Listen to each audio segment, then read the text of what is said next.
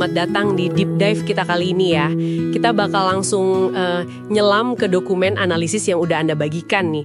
Mau bandingkan capaian pembelajaran CP 2024, kita sebut aja lama, sama yang versi 2025, yang baru. Iya, betul. Fokusnya kita kerucutkan ke dua elemen penting dulu ya. Yap, berpikir komputasional sama literasi digital. Misi kita simpel aja. Ngertiin pergeseran intinya buat Anda semua. Cepet dan jelas. Oke deh, mari kita bongkar ya.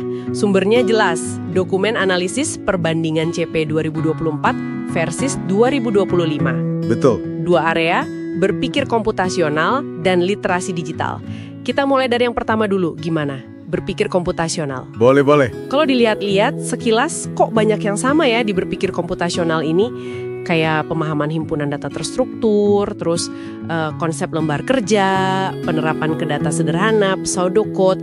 Kayaknya masih ada semua kan? Bener banget. Fondasinya sih bisa dibilang stabil ya. Cuma ada satu frasa tambahan di CP baru yang 2025 itu yang menurut analisis ini wah signifikan. Oh iya, frasa apa tuh? Ada tambahan kalimat, mendisposisikan berpikir komputasional yang diperlukan pada berbagai bidang. Nah, ini dia yang jadi kunci perubahannya menurut dokumen itu. Mendisposisikan. Ini kedengarannya lebih dalam ya daripada sekedar bisa make algoritmanya gitu. Iya. Ini kayak nanemin semacam insting gitu ya, buat tahu kapan dan gimana cara berpikir komputasional ini bisa kepake di IPA mungkin, IPS, atau jangan-jangan seni juga. Jadi nggak cuma soal komputasi doang. Tepat sekali.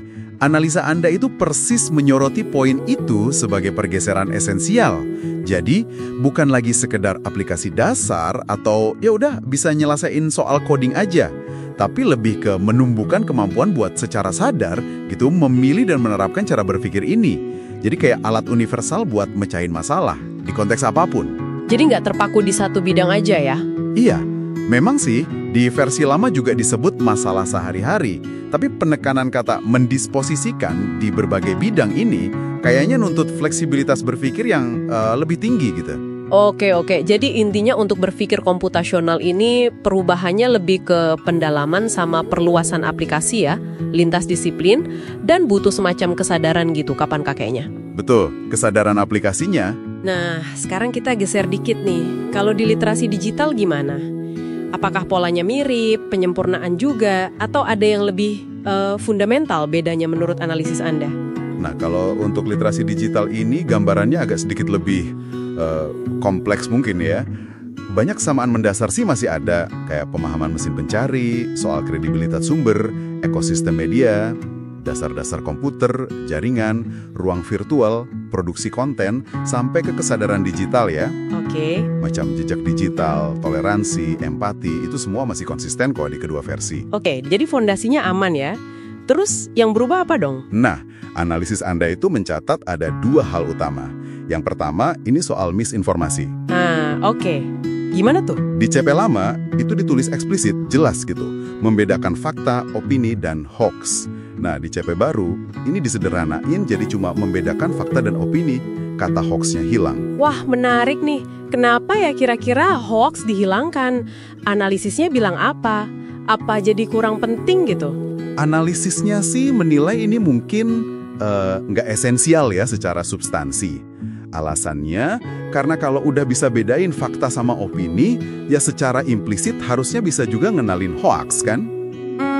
Masuk akal sih.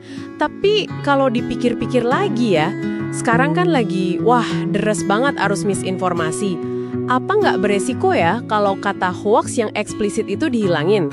Takutnya penekanan ke isu krusial ini jadi agak kurang greget gitu. Nah, itu dia poin yang valid dan memang disinggung juga di analisis itu. Walaupun secara substansi kemampuannya mungkin udah tercakup ya, tapi hilangnya penyebutan hoaks secara langsung itu bisa jadi bikin fokus ke literasi media yang spesifik soal misinformasi ini jadi ya sedikit berkurang. Padahal ini penting banget sekarang. Ini jadi catatan penting dari dokumen analisisnya. Oke, dicatat. Nah, terus perubahan kedua di literasi digital. Yang ini kayaknya yang benar-benar kerasa bedanya. Dan analisis Anda juga nandain ini esensial banget kan? Iya, betul sekali. penambahan frasa, analisis, dan interpretasi data.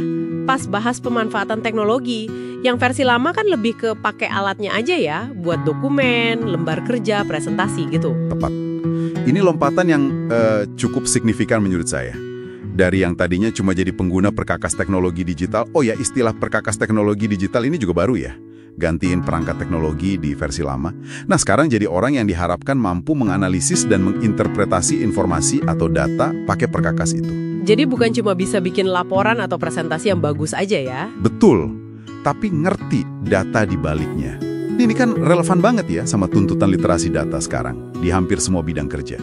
Sip. Jadi kalau kita rangkum nih buat Anda yang lagi mempelajari perubahan ini, kesimpulannya perubahannya itu bukan kayak rombak total ya, tapi lebih ke evolusi, penyempurnaan yang fokus. Ya, lebih ke penyesuaian. Di berpikir komputasional, dorongannya lebih ke arah aplikasi yang luas, fleksibel, sadar lintas disiplin. Terus di literasi digital, ada penguatan yang signifikan banget di analisis data, meskipun tadi ada catatan soal redaksi hoax yang perlu dicermati juga implikasinya. Ya, betul, rangkumannya. Dan kalau kita coba tarik ke gambaran yang lebih besar ya, pembaruan ini kayaknya memang sejalan sama upaya buat membekali pelajar kita dengan kompetensi abad 21. Kemampuan buat menerapkan berpikir komputasional secara adaptif, terus menganalisis data. Itu kan jadi kunci banget. Dokumen analisis Anda juga nyatet kok keselarasan ini sama tren global kayak STEM, terus kebutuhan literasi data yang makin mendesak. Wah, pastinya ini jadi bahan pemikiran baru ya buat kita semua dalam melihat standar ini. Banget. Dan ini mungkin menyisakan satu pertanyaan reflektif ya buat Anda renungkan.